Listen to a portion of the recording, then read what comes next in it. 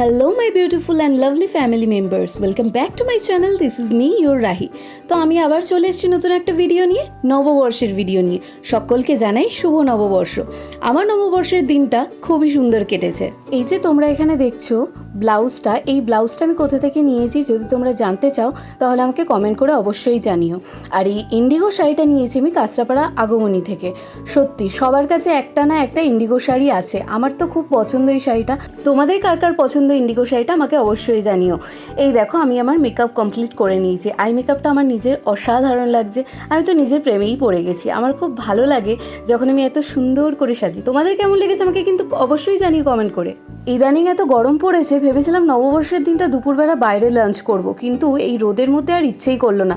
Plan change করে আমরা সন্ধেবেলা বেরোবো ভাবলাম, কিন্তু সন্ধেবেলায় নৈহাটিতে যখন এসছি তোমরা জাস্ট ভিড়টা দেখো, ঢোকা যাচ্ছে না রীতিমতো অরবিন্দ রোডে, এতটা ভিড় ছিল ওখানে। যেদিকেই দেখাচ্ছে শুধু গিজগিজ করছে লোক, ভর্তি লোক, মাথা ছাড়া কিচ্ছু দেখা যাচ্ছে না। নববর্ষের দিনে এত গরমের মধ্যেও সন্ধেবেলা এত মানুষ বেরিয়েছে দেখে কোথাও একটা ভালোও লাগছিল, আনন্দও হচ্ছিল। বাঙালির বছরের প্রথম দিন, ভালোও লাগছিল, কিন্তু প্রচণ্ড ভিড় ছিল। এই ভিড় থেকে আমরা রেহাই পাওয়ার জন্য ভাবলাম একটু কল্যাণীর দিকে যাওয়া যাক, সেখানেই খাওয়া দাওয়াটা করা হবে। ও মা, কল্যাণীতে গিয়ে আর এক কাণ্ড। কল্যাণীতে যাওয়ার পথে আমরা একটা জায়গায় দাঁড়িয়েছিলাম, ও গেছিলো এটিএমে টাকা তুলতে।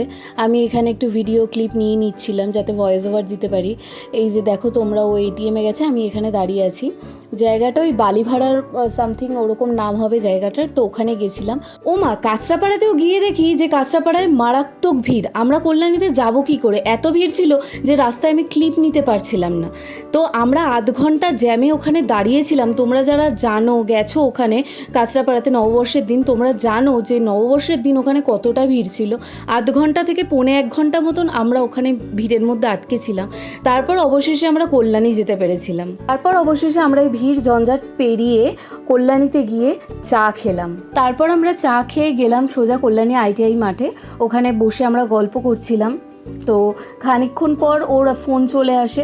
ফোন চলে আসার পর ও ফোনে ব্যস্ত হয়ে যায়, অ্যাজ ইউজুয়াল ওর ফোনে সবসময় কাজ থাকে, ও বিজি থাকে। তো ওখানে গল্প করার পর আমরা চলে গেছিলাম ঢাকেশ্বরীতে। যখন আমরা ঢাকেশ্বরীতে গেছিলাম তখন বাজে 10:30। ওখানে বসে ডিনার করলে অনেকটাই দেরি হয়ে যেত, বাবাকেও খেতে দিতে হতো, সেই জন্য আমরা 3 জনের পার্সেল করে বাড়ি নিয়ে চলে এসেছিলাম। সেই দিন মারাত্মক ভিড় ছিল, মনে হচ্ছিল 12টা বেজে গেলেও এই ভিড়টা যাবে না। বাই দ্য ওয়ে, সেদিন আমরা নিয়েছিলাম চিকেন বিরিয়ানি। ঢাকেশ্বরীর ফেমাস মাটন বিরিয়ানিটা খুব তাড়াতাড়ি শেষ হয়ে গেছিলো, সেই জন্য আমরা বাধ্য হয়ে চিকেন বিরিয়ানিটা নিয়েছিলাম, কিন্তু খেয়ে দেখি ওটাও অসাধারণ খেতে। তো আজকের ভিডিওটা এতটাই, দেখা হবে আবার অন্য কোনো নতুন ভিডিওতে। ভিডিওটা ভালো লাগলে একটা কমেন্ট করে জানিও। টাটা।